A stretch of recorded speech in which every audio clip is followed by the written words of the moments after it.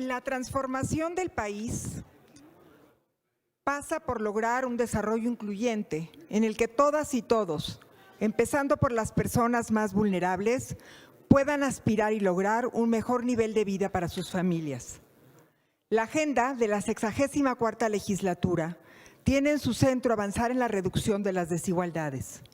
Este es un reto que el senador Ricardo Monreal, presidente de la Junta de Coordinación Política de la Cámara de Senadores, aquilata y encara.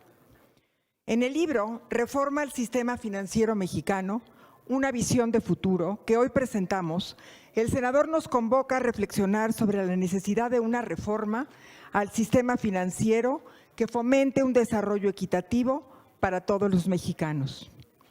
Agradecemos la presencia de todos y cada uno de ustedes, funcionarios, representantes del sector financiero, presidentes de organismos empresariales, empresarios, representantes de organizaciones de la sociedad civil, académicos, líderes de opinión.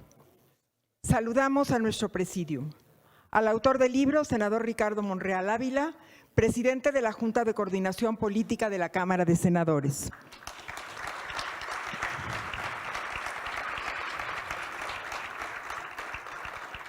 Maestro Bernardo González Rosas, presidente ejecutivo de la Asociación Mexicana de Administradoras de Fondo para el Retiro.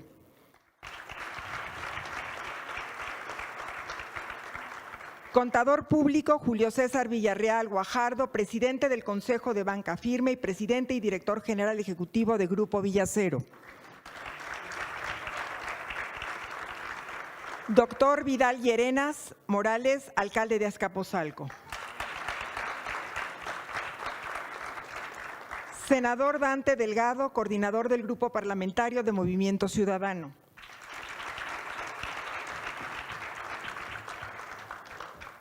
Senador Osorio Chong, Miguel Ángel Osorio Chong, coordinador del Grupo Parlamentario del Partido Revolucionario Institucional. Senador Miguel Ángel Mancera Espinosa, coordinador del Grupo Parlamentario del Partido de la Revolución Democrática. Senadora Sácil de León Vilard, coordinadora del Grupo Parlamentario del Partido Encuentro Social. Senadora Freida Maribel Villegas Canché. Senador Héctor Vasconcelos, presidente de la Comisión de Relaciones Exteriores. Saludo también a las senadoras y senadores que nos acompañan. Sean todas y todos bienvenidos. Conforme a nuestro programa, solicitamos al maestro Bernardo González Rosas hacer uso de la palabra. El maestro González Rosas cuenta con una licenciatura en Administración por el Instituto Tecnológico Autónomo de México y una maestría en Políticas Públicas por la Universidad de Georgetown. Actualmente es presidente ejecutivo de la Asociación Mexicana de Administradoras de Fondo para el Retiro, AMAFORE, y presidió la Comisión Nacional Bancaria y de Valores. Maestro González Rosas, lo escuchamos con atención. Bueno, muchas gracias, Alisa. Primero que nada, agradecer la invitación del senador Ricardo Monreal para la presentación de su libro. Creo que este es un evento muy importante, donde se presenta una visión del futuro del sistema financiero. Es verdaderamente un privilegio para mí en lo personal y como representante del gremio de las Afores poder estar aquí con ustedes. En segundo lugar, es importante reconocer la contribución y las propuestas que hoy se presentan en este libro. Pensar en el futuro del sistema financiero es pensar también en el México que queremos hacia adelante. Normalmente al inicio de las administraciones se plantean muchos cambios al sector financiero, pero pocas veces quienes se encargan de estas reformas inician el esfuerzo a partir de un diagnóstico. Este documento presenta un análisis de la evolución del sistema financiero mexicano desde su creación hasta nuestros días y se detiene en un momento muy relevante en la reforma financiera del 2014 y los efectos y las áreas de oportunidad que aún se tienen respecto de esa reforma. Posteriormente, el libro presenta una serie de análisis de los mercados financieros y presenta propuestas muy concretas de cómo avanzar respecto de los retos del sector financiero. Por eso, yo quiero reconocer este esfuerzo del diagnóstico inicial, que es fundamental para posteriormente hacer planteamientos de reforma que hagan sentido, construyendo sobre lo que se ha avanzado en el pasado, que es mucho, y también para promover mayor equidad en el crecimiento y en la atención de nuestro sistema financiero. Algunos de los puntos que comparto absolutamente con el senador Monreal en este documento es el de incentivar la competencia, impulsar la intermediación y promover la inclusión financiera. Los datos de inclusión financiera, de exclusión en nuestro país son dramáticos. Han habido avances, pero tenemos que reconocer que los niveles que se han alcanzado están muy lejos de lo que deberíamos de tener como una de las principales economías a nivel mundial. No podemos dejar excluidos a una buena parte de los mexicanos de los beneficios que genera el sistema financiero, tanto en el manejo de riesgos como en la posibilidad de acceder a créditos para hacer más grandes sus empresas o para atender emergencias. En este sentido, me parece que el libro, que aborda en buena medida la inclusión financiera, pues presenta datos como los que se reflejan en la Encuesta Nacional de Inclusión Financiera, en el que el 68% de la población adulta contó con al menos un producto financiero, pero el otro 32% de la población no. Y muchos de estos productos, ahí hablo por experiencia propia, la industria a la cual represento, pues muchos de estos son aforados, son trabajadores mexicanos que tienen un afore, que es el patrón el que les abre la cuenta, que no necesariamente es por un esfuerzo personal de ir a abrir una cuenta, y que tenemos que hacer además un esfuerzo adicional porque sepan cómo funciona la afore, los rendimientos que les dan, las comisiones que se cobran, etcétera.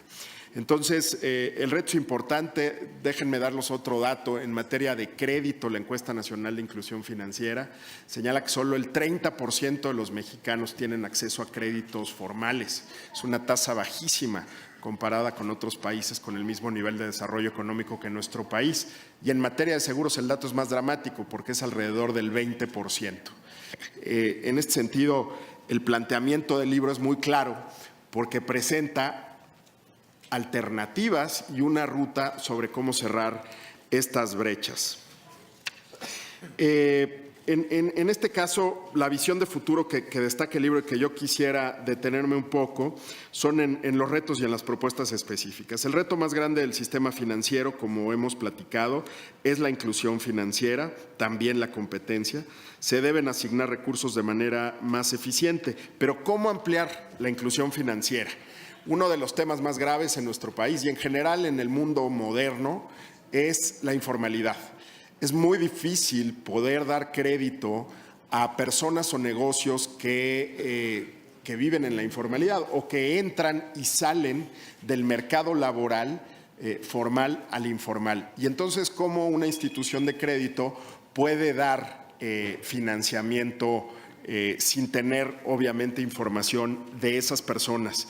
Los requisitos, por otra parte, para solicitar un crédito, a veces, particularmente para las pequeñas y medianas empresas o para los pequeños emprendimientos que no tienen historial crediticio, pueden ser extensos y complejos. La banca de desarrollo, por otra parte, ha intervenido tratando de dar garantías a las instituciones financieras de crédito para que a su vez den financiamiento a pequeñas y medianas empresas.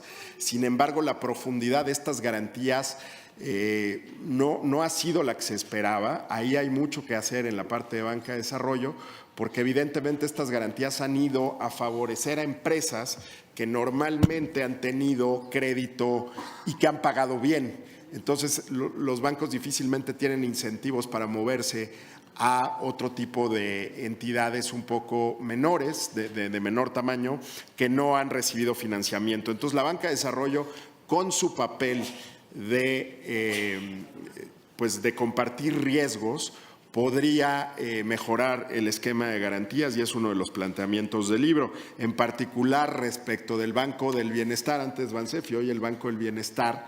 El senador hace algunos planteamientos que parecen muy interesantes. Este banco, desde sus inicios, fue creado para atender al público en general. Es de los pocos bancos de desarrollo que está atendiendo en el día a día, con más de 600 sucursales, a muchos mexicanos, a millones de mexicanos, diría yo, particularmente beneficiarios de programas sociales. La oportunidad de utilizar este instrumento del Estado mexicano para lograr la inclusión financiera es muy alto, y particularmente lo que podemos ver es que la banca comercial en México, evidentemente hay muchos modelos de negocios, hay algunos que sí atienden la base de la pirámide, pero donde no estamos llegando es en las zonas más marginadas, en los municipios más apartados. Y la propuesta es precisamente cómo llegar a esas zonas, pues con el Banco del Bienestar. El Banco del Bienestar puede asumir esos costos de llegar a las zonas más remotas del país con tecnología, con manejo de riesgos y en asociación con otras entidades financieras que son fundamentales para el desarrollo de la base de la pirámide. Me refiero a las cooperativas de ahorro y préstamo, que son autorizadas por la Comisión Nacional Bancaria, que han pasado por un proceso de regularización muy largo que empezó en el 2001 y que se concluyó apenas a principios de este año, y que pueden ser un instrumento, un socio estratégico del Banco del Bienestar para lograr esa inclusión financiera. Adicionalmente, una de las propuestas del libro del senador pues es la ampliación de productos y servicios financieros. Respecto a las comisiones bancarias, también para disminuirlas, se proponen 2 productos básicos: una cuenta de nómina o ahorro sin comisiones ni saldos mínimos, con banca electrónica y 2 disposiciones al mes en cajeros; una tarjeta de crédito sin comisiones, seguros y ni costos adicionales. Estas parecen muy buenas opciones dentro de un mercado que tiene que ofertar un producto de entrada a quien quiere acceder al sistema financiero sin tener que incurrir en otros costos. Ya cuando empezamos a pedir otro tipo de servicios, más acceso, más retiros, pues ahí ya la estructura de costos puede cambiar. Pero esta es una propuesta muy buena en el sentido que alinea el que, si están acotadas las operaciones que puede llevar a cabo un usuario, pues no tenga que incurrir en costos adicionales, pero es un producto de entrada. Entonces yo le veo mucho valor a esta propuesta. Y por otra parte, si queremos generar inclusión financiera, creo que es importante, como señala el libro del senador, enfocarnos más en un enfoque novedoso. Perdón la repetición, pero el enfoque tiene que ser basado en la oferta. Normalmente hemos estado muy basados en la demanda, en los usuarios. Necesitamos empoderarlos para que ellos puedan tomar decisiones sin necesidad de que haya una mano del gobierno o de algún regulador tratando de decirles cuánto deben ser los precios o qué les conviene más. Sin embargo, con mayor información, con menores comisiones. Hoy están registradas más de 2.500 comisiones en el Banco de México y están trabajando precisamente para disminuir ese número de comisiones, pero así es muy difícil que los usuarios de servicios financieros podamos decidir cuál es el producto que más nos conviene.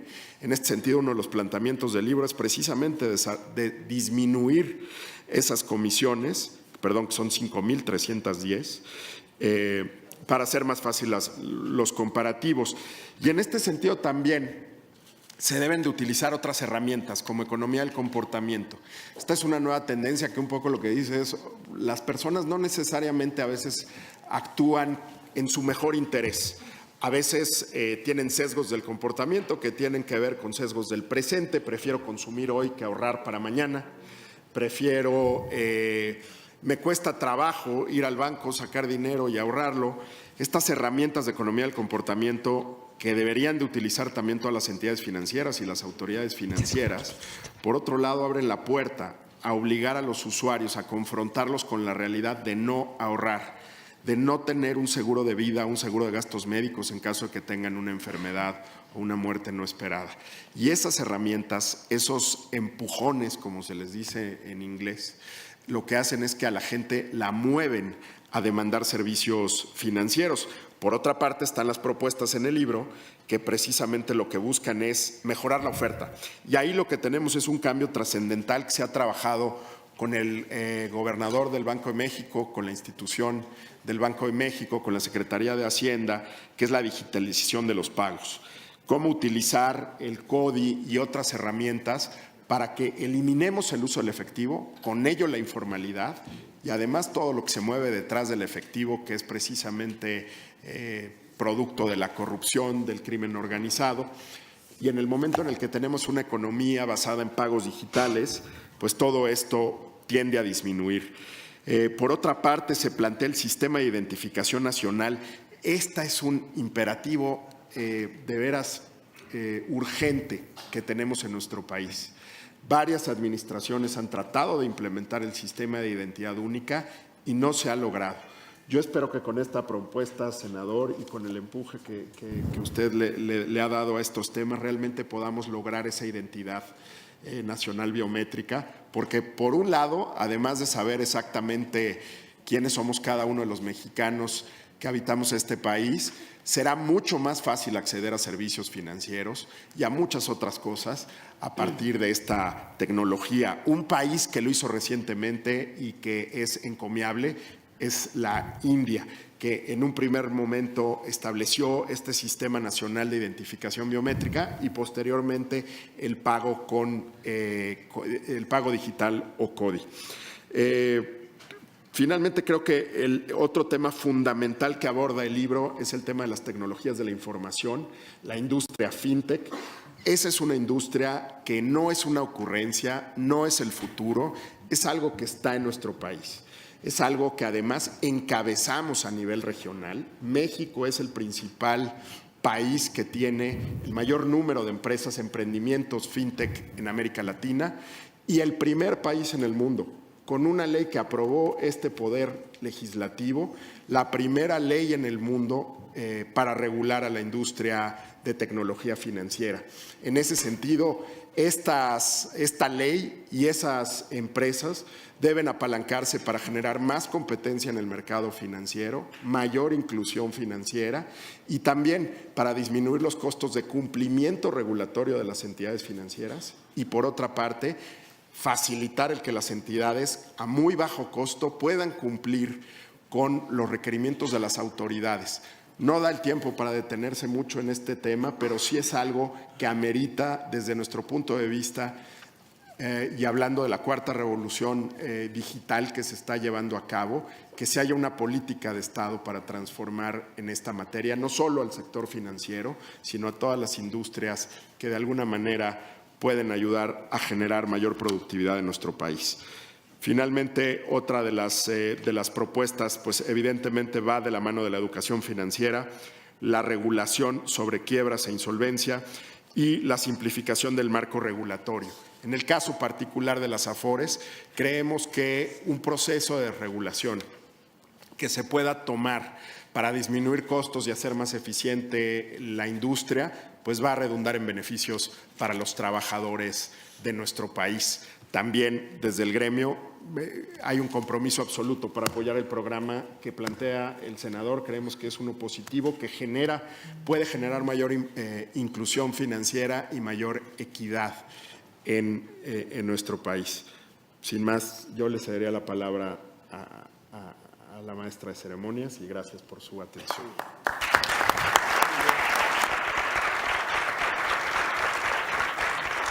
Maestro González Rosas, muchas gracias por su participación. El contador Julio César Villarreal es presidente y director general ejecutivo del Grupo Villacero y presidente del Consejo de Banca Firme, presidente del Consejo de Administración de la Siderúrgica Lázaro Cárdenas, del Instituto Latinoamericano del Fierro y del Acero y director del Consejo del American Iron and Steel Institute. Contador Villarreal, atentos a sus palabras. Muchas gracias. Muy buenas tardes, tengan todos ustedes. Senador doctor Ricardo Monreal Ávila, presidente de la Junta de Coordinación Política del Senado de la República, distinguidas personalidades que integran el presidio, señoras y señores. Antes que nada, agradezco el honor que me ha hecho el senador Ricardo Monreal Ávila al invitarme a este cálido recinto a comentar el libro que recientemente publicó y que se intitula Reformas al Sistema Financiero Mexicano, una visión de futuro. Como ustedes saben, uno de los retos más importantes que enfrenta el sistema financiero de nuestro país es que tenemos un bajo acceso al crédito y el mismo es caro.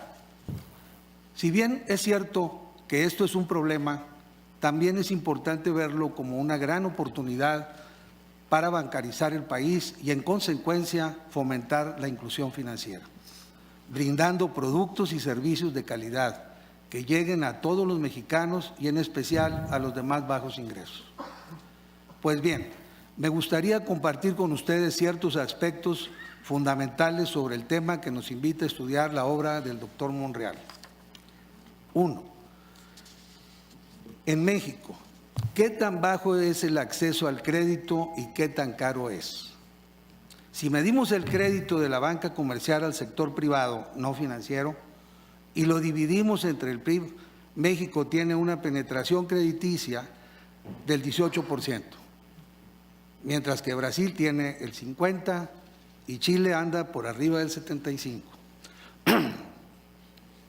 Por otro lado, para determinar qué tan caro es el crédito, se debe considerar que los precios o costos de la captación del dinero y los servicios financieros se basan en los modelos financieros de cada país.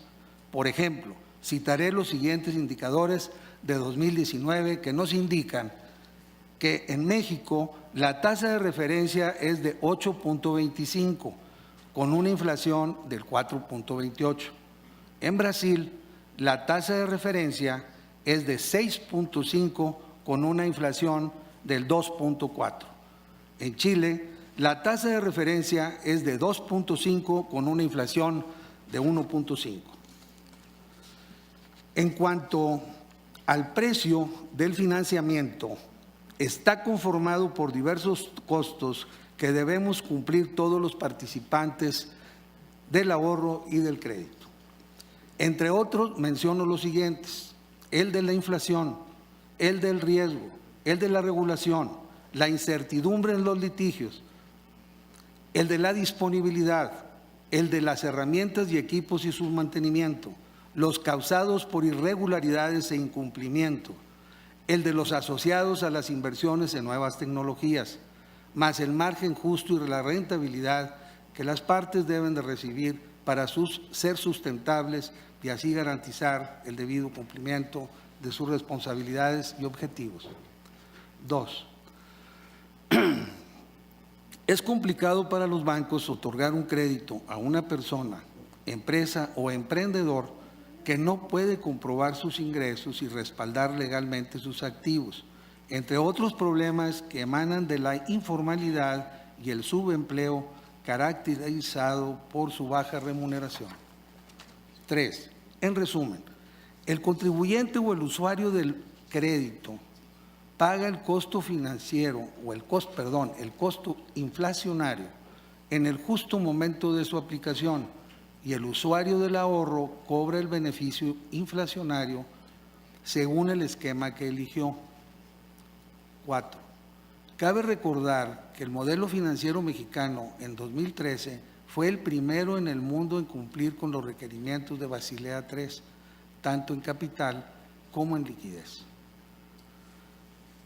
El libro del doctor Monreal nos invita a reflexionar sobre la baja penetración y el alto costo del crédito en México y nos convoca a sumar esfuerzos contemplando la participación de especialistas en diversas materias, entre ellas de Derecho, Economía, Finanzas y los negocios.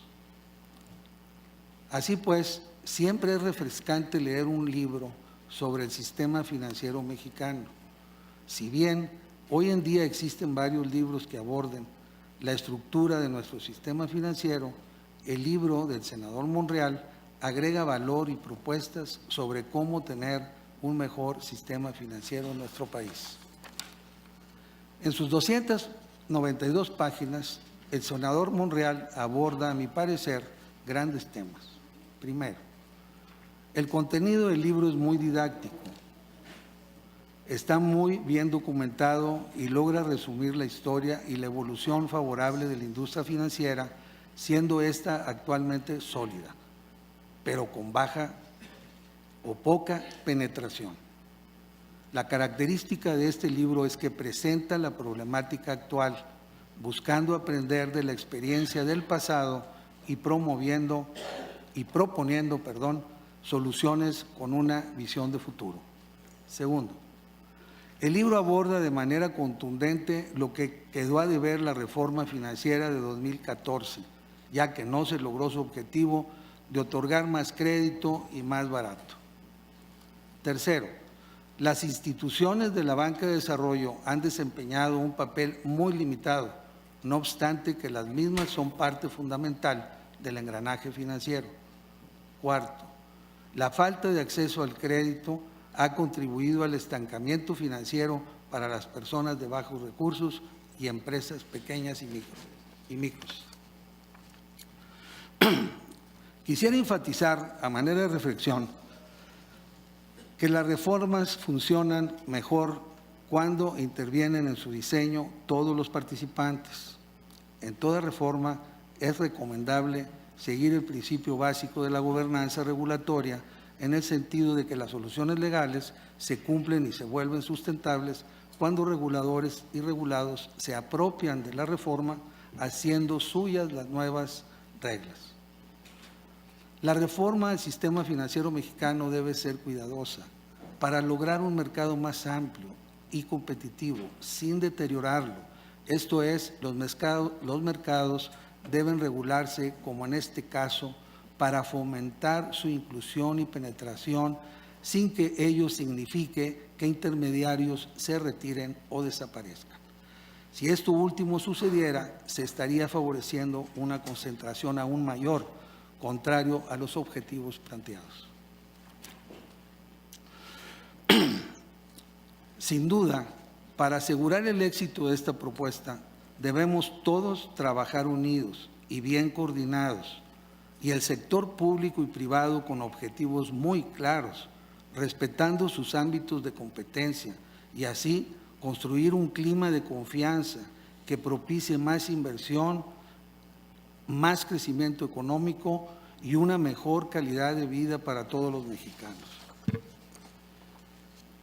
En ese sentido, me permito respetuosamente presentar algunas ideas que considero pudiesen coadyuvar en la compleja tarea que la obra nos convoca a realizar, tanto en el ámbito público como en el sector privado.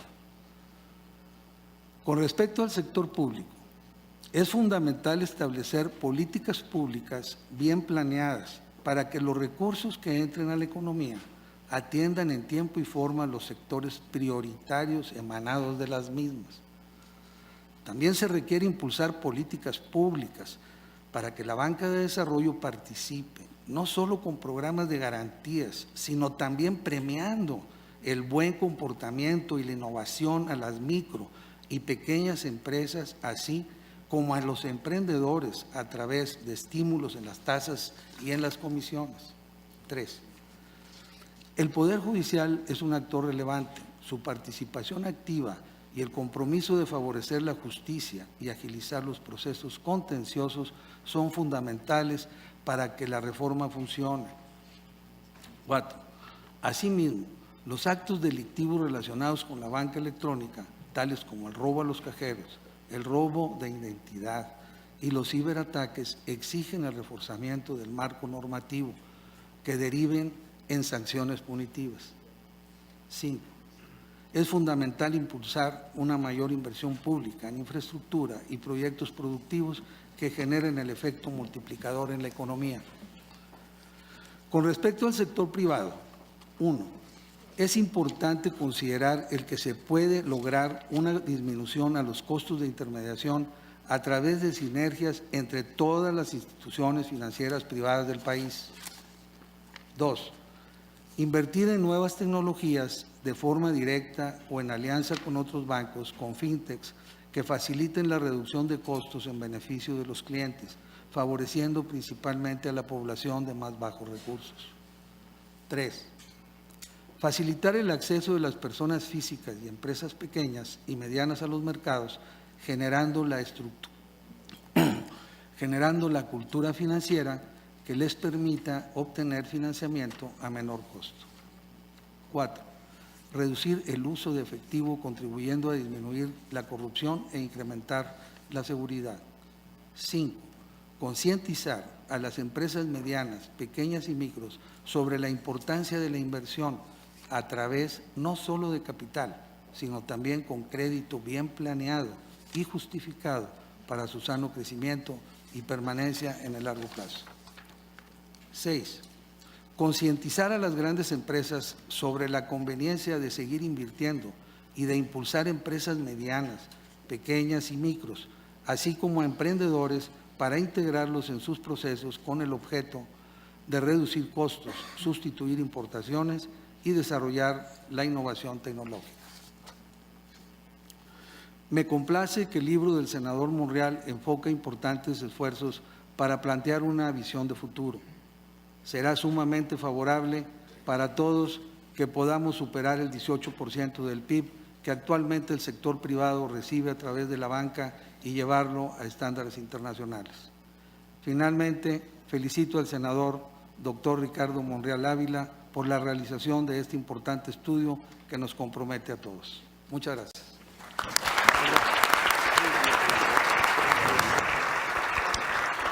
Muchas gracias por sus reflexiones, contador Villarreal. El doctor Vidal Llérenas Morales es licenciado en Economía por el Instituto Tecnológico Autónomo de México, maestro y doctor por las universidades de Essex y York. En el sector público ha sido subsecretario de egresos del entonces Distrito Federal, diputado local y diputado federal. Fue electo alcalde de Azcapotzalco para el periodo 2018-2021. Atentos a sus palabras, alcalde. Soy yo ya. Gracias. Bueno, agradecer primero a Ricardo el honor de haberme invitado a la presentación. De verdad que muchas gracias. Bueno, por supuesto, el libro responde, quiero entender, estoy seguro, a la propuesta de reducir las comisiones que se hizo hace unos meses, que causó mucha polémica y que todo el mundo decía, pues es una buena propuesta, había que sustentarla. ¿Y qué tal? Que Ricardo, pues sí le sustentó, hizo un estudio amplio, todo el mundo decía, falta un estudio, pues ya está el estudio de esa propuesta de las comisiones y bueno, creo que en ese contexto nos encontramos. Creo muy valioso, además, que los políticos cuando hagamos propuestas, pues hagamos un sustento amplio de lo que estamos proponiendo y es el caso. El libro, que además es muy fácil de leer, creo que tiene básicamente usa dos metodologías.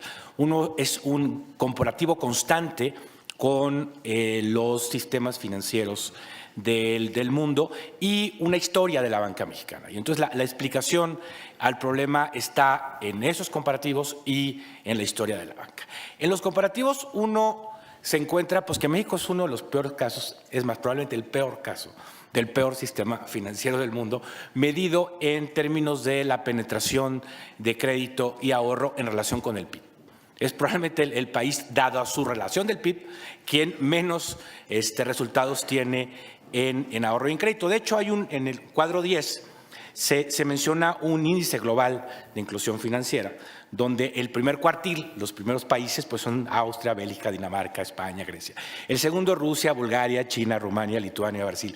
El tercero, Namibia, Colombia, Guatemala, El Salvador, la India. Y nosotros somos en el cuarto, donde está Bangladesh, Pakistán, Kenia, Zimbabue, Albania, Nicaragua, Bolivia, Papúa y Armenia. Es decir, es un caso grave de que, dado nuestro nivel de Producto Interno Bruto, la penetración financiera es muy, muy baja.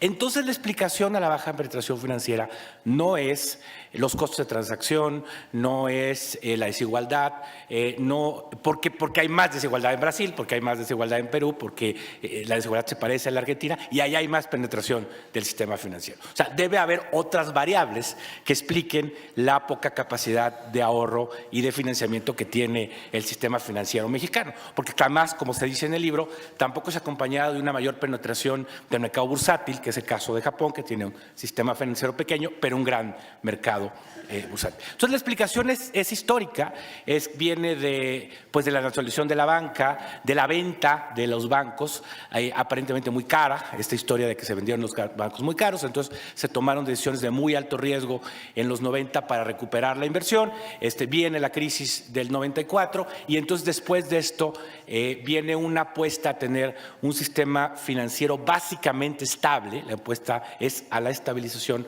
aunque no se logren los otros objetivos, que es que la gente ahorre, que es que la gente disminuya los riesgos, que es que la gente pueda obtener financiamiento. Entonces tenemos una banca muy estable donde es difícil ahorrar, donde se presta poco y donde es difícil comprar seguros para riesgos. Es una banca muy concentrada, 7 bancos concentran más o menos el 85% de la cartera de casi todo. Si uno se va a crédito, un solo banco, Bancomer, concentra el 50 de ese 85. Ahora que le cambiaron de nombre, le hubieran dejado mejor Bancomer, no BBVA, es mucho más rentable Bancomer que BBVA, y básicamente hay una enorme concentración.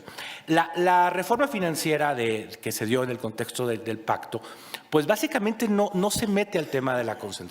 Deja por ahí un transitorio que dice que la Comisión de Competencia iba a hacer un estudio y sobre eso se iban a tomar medidas. La Comisión de Competencias hizo un estudio y no se ha tomado ninguna medida para reducir la concentración del mercado. No se generaron nuevos actores en el sistema financiero no bancarios, no se generaron bancos de menor costo. Las medidas que se toman de mercado, que es las que se mencionaban para que hubiera más competencia, tampoco funcionan. Esto de que puede haber portabilidad o de que no hay ventas atadas, es muy difícil de que funcione cuando, según el libro, la CONCEP tiene registradas 5.315 comisiones. Uno paga comisiones por avalúo, concentración de apertura, pago extemporáneo, pago total, prepago inicial, aclaraciones sin procedentes, anualidad, pago tardío, disposiciones, etcétera. Es casi imposible distinguir a un banco de otro de las comisiones que cobran. Y más o menos la mitad de las comisiones se cobran porque uno ya tiene un crédito o porque uno va a hacer un depósito. Es decir, por servicios adicionales no se cobran, no vienen estas comisiones. Es decir, son comisiones que vienen porque yo no pagué 3 días después la tarjeta y entonces tengo una comisión adicional, etcétera, etcétera, etcétera. Entonces es imposible que haya competencia en ese sentido porque yo no sé cuánto los bancos me cobran, ¿no? Por lo tanto, parecería que si bien la solución sí está en reformar el sistema financiero, en que haya más transparencia, en que haya más información, en que la banca de desarrollo sea mejor, en que sea más digital, etcétera, etcétera, etcétera.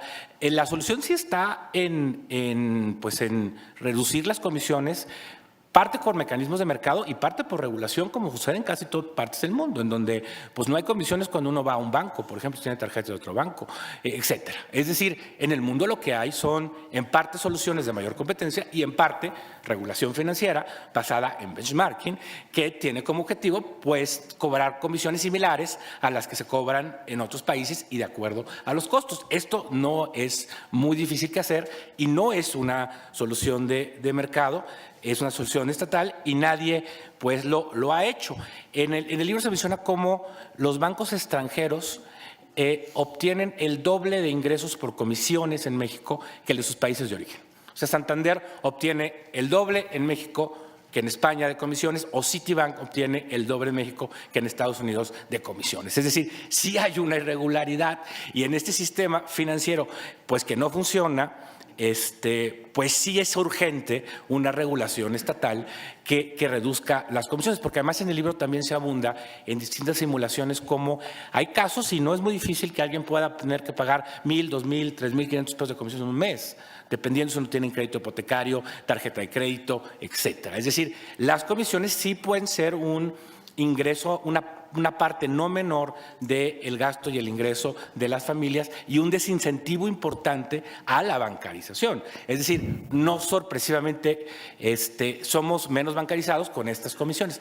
Porque además, y con esto concluyo, lo que sí ha crecido en México son los puntos de pago para servicios bancarios, que uno los puede hacer ahora, tiendas de autoservicio, etcétera. Pero justo estos vienen porque son altas las comisiones, es decir, es tautológico. ¿Por qué tenemos tantos puntos de pago? Pues porque son muy caras las comisiones, ¿no? Y son los únicos intermediarios, bueno, que no son intermediarios financieros, es la única parte del sistema financiero que sí ha crecido. Pero gracias a este crecimiento la gente no tiene ni más oportunidades de ahorro, ni más oportunidades de obtener un crédito, ni más oportunidades de reducir riesgos. Entonces, pues el tema de las comisiones está en el centro del sistema financiero y sí el libro da una enorme evidencia de la urgencia de que sí haya una regulación bancaria en México que la reduzca. Gracias.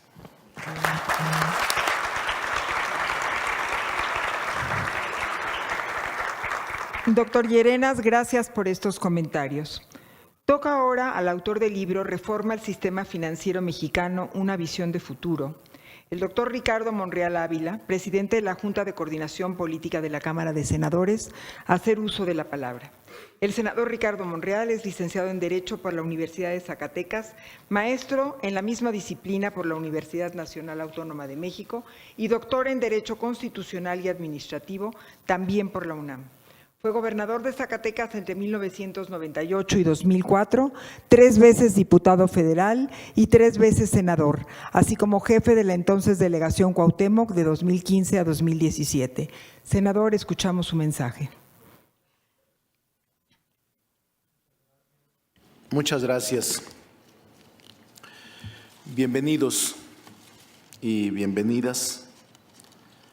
Me complace tener la presentación aquí en el Senado de la República, agradecerle el acompañamiento al senador Osorio, presidente y coordinador del Grupo Parlamentario del PRI, al senador Dante Delgado, de Movimiento Ciudadano, al senador Mancera, del PRD, a la senadora Sacil, del PES, a Maribel, de la Junta de Coordinación Política.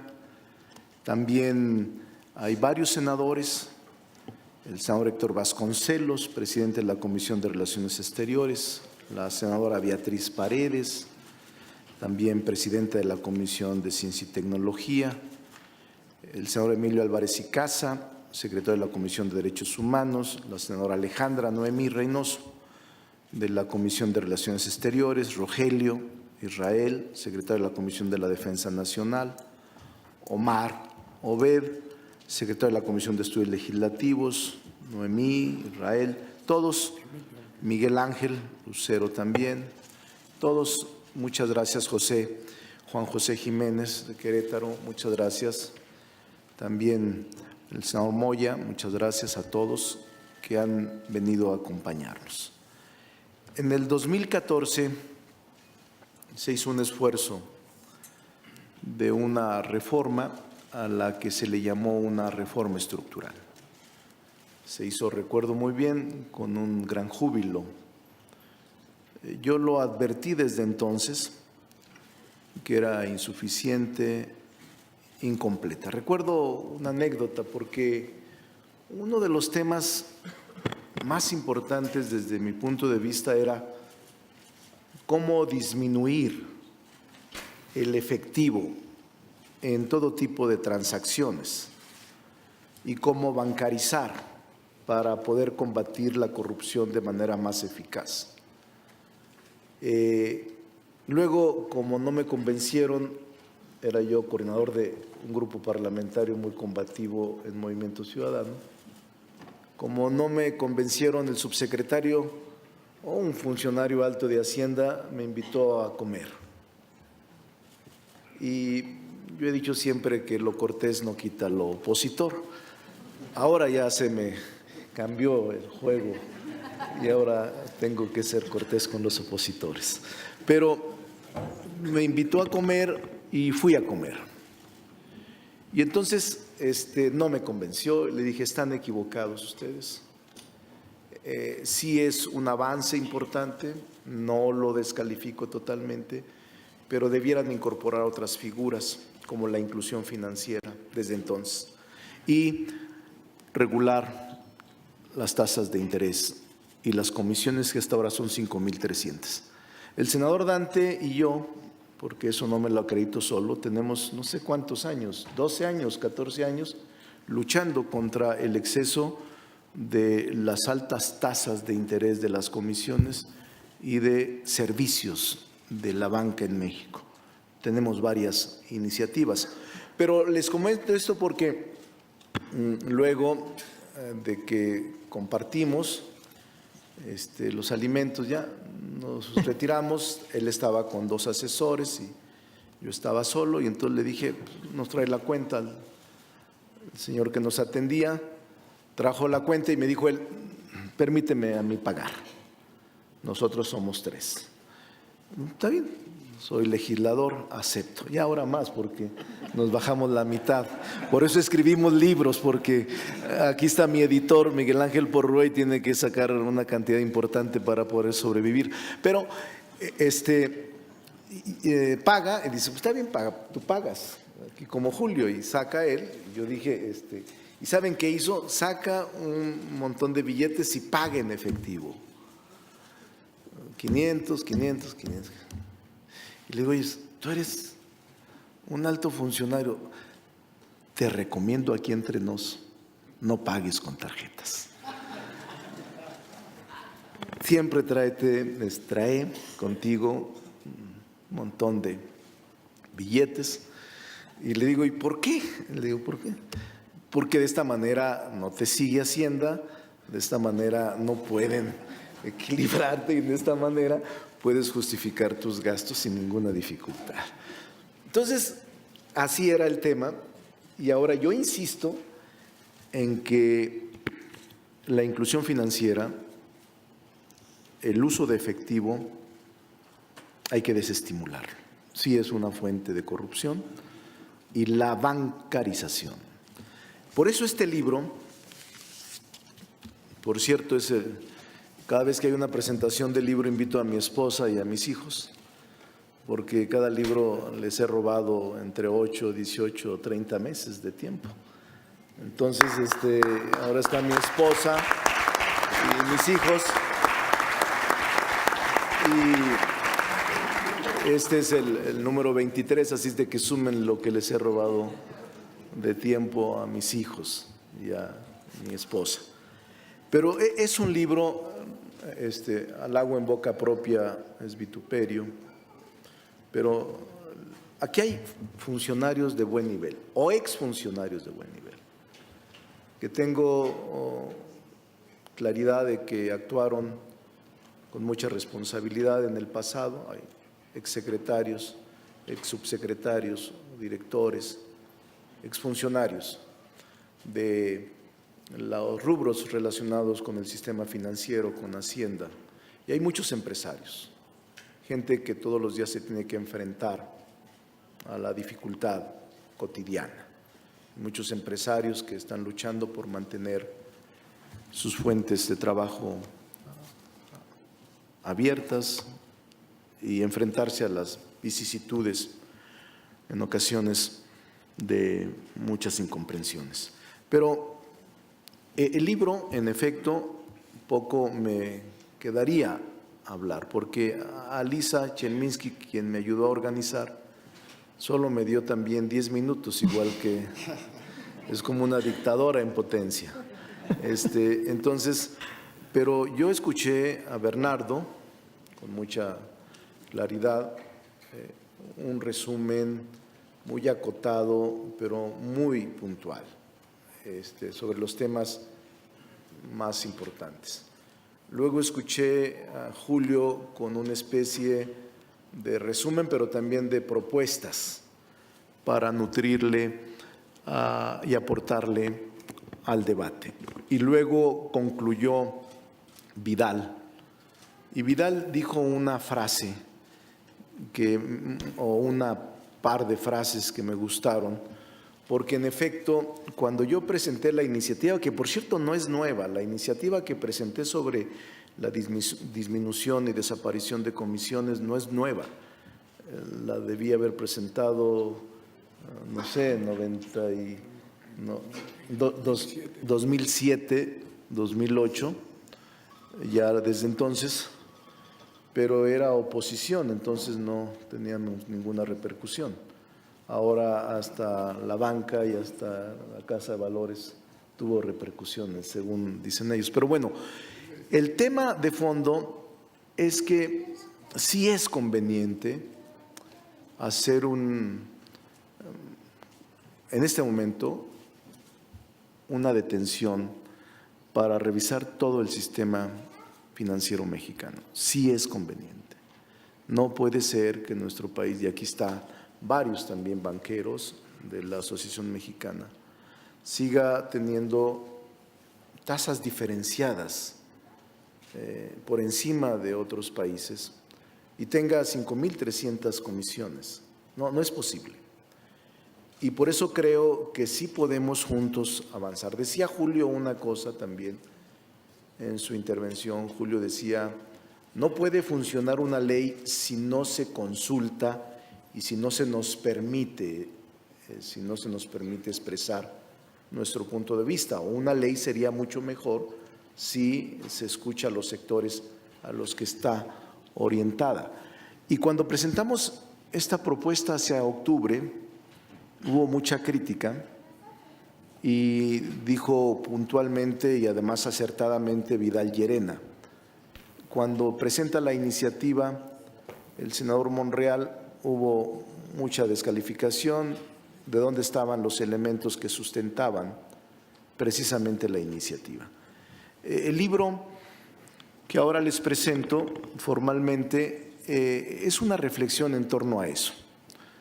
Sí tenía notas desde entonces, la recuperé y junto con un equipo que tengo, con Juan Garay y otros, empezamos a hacer puntualmente redacciones. Alejandro Rojas también me ayudó. Y fui avanzando desde octubre, noviembre, diciembre, enero, febrero, marzo, concluimos como hacia mayo, finales de mayo.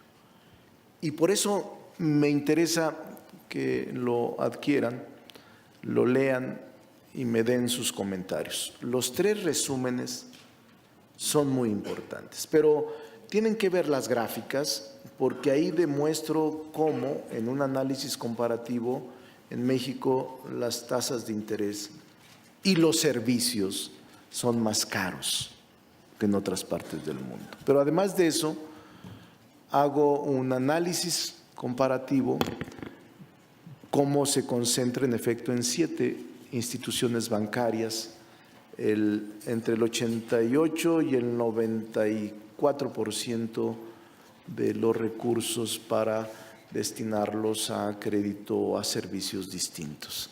7 bancos son los que concentran. Y hago un repaso muy rápido sobre toda la evolución del sistema financiero y la historia de la banca en México. Y saben, toco un tema que a veces se nos pasa, pero es un tema muy delicado. Lo abarco con toda seriedad, sin un ánimo ni político, ni ideológico, ni retórico, sacudiendo este tipo de características.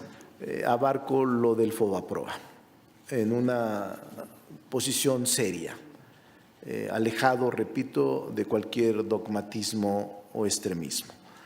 Y les puedo decir solamente que el primer monto que aportó el Estado mexicano, el gobierno, a lo que ustedes recordarán, aquel fideicomiso, organismo que se llamaba Apoyo a Deudores, el ADE aquí debe de saber muy bien, Bernardo y varios. El ADE aquí también estaba representando a LEPA, un buen amigo, que no es un asunto contra ellos. Lo recuerdo muy bien porque yo había sido electo gobernador en 98 y lo del FOBAPROA debió haberse creado en ese año o en el 97, 98, por ahí.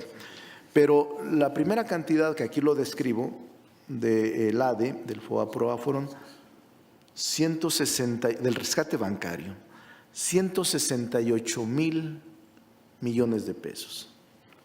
Después se convirtió en deuda pública y el costo fue incrementado de manera notable. El saldo actual es de 400, lo que debemos todavía, 467 mil millones de pesos.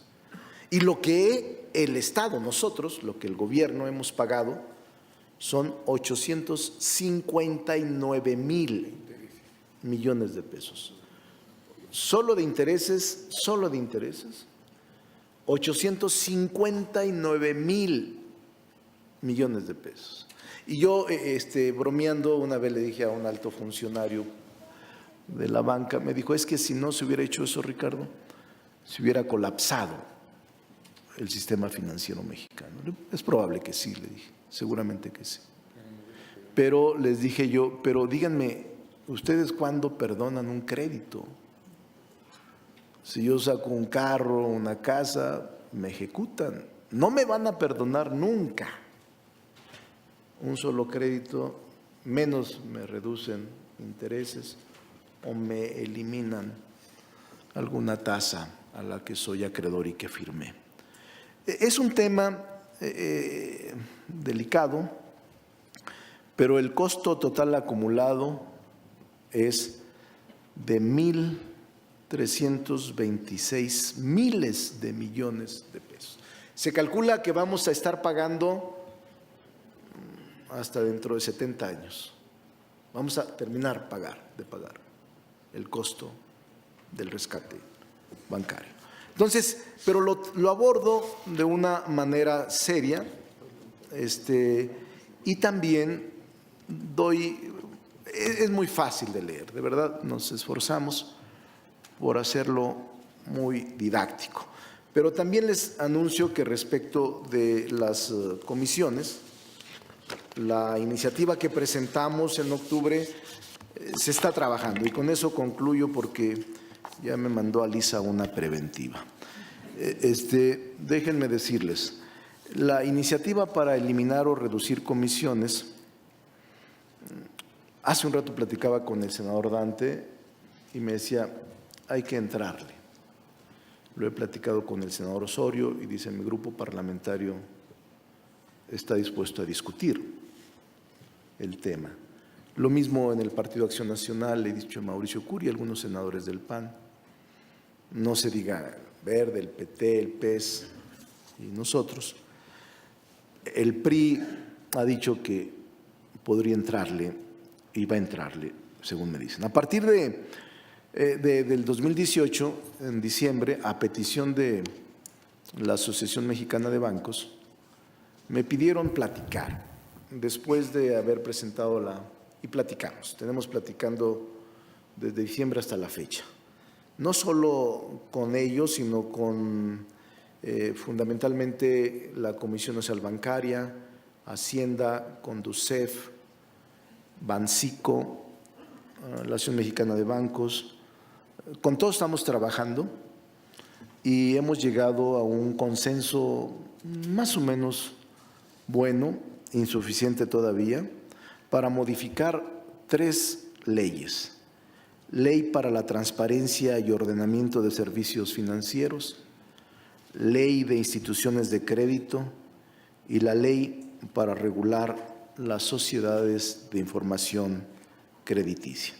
Esto es fundamentalmente para promover y facilitar la inclusión financiera de segmentos y grupos poblacionales que por años, dadas las condiciones del sistema financiero, han sido desatendidas.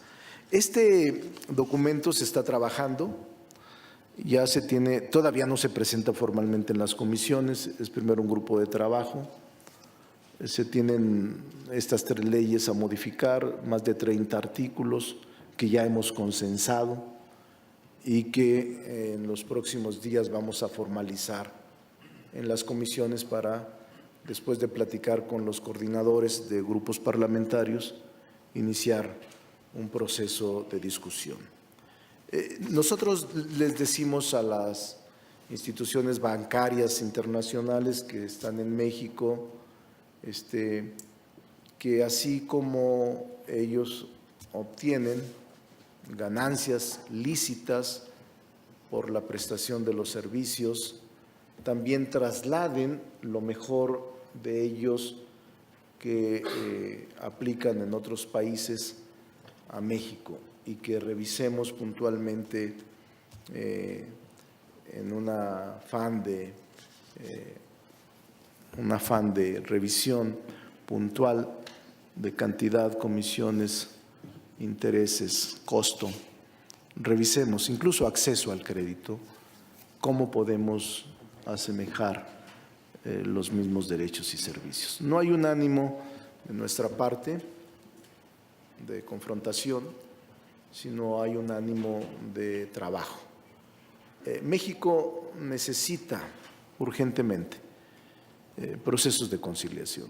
Eso es lo que yo creo. México está en un proceso normal de transición política.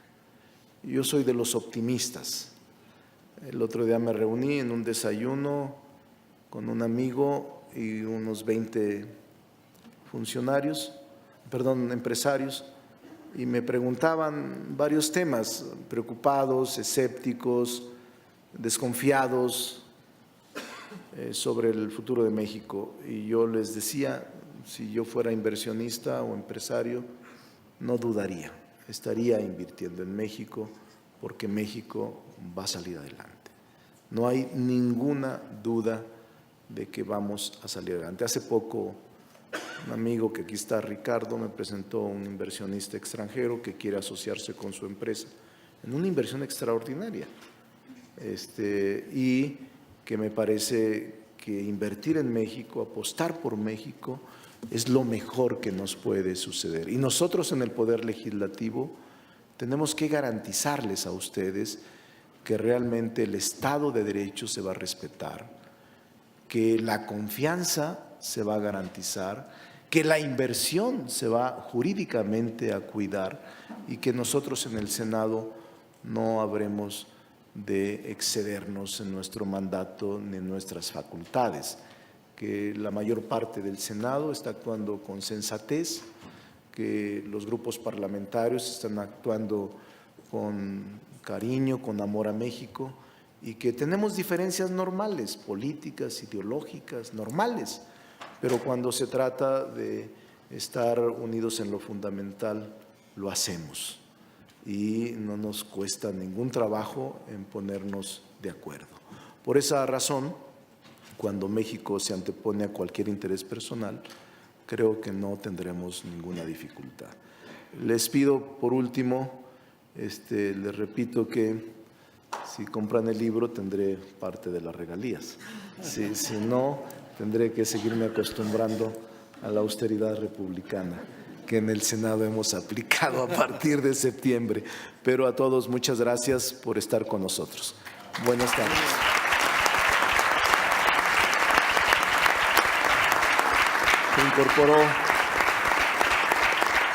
Se incorporó Alejandro Peña y Ernesto Pérez, senadores del Jalisco y de allá Veracruz. Gracias.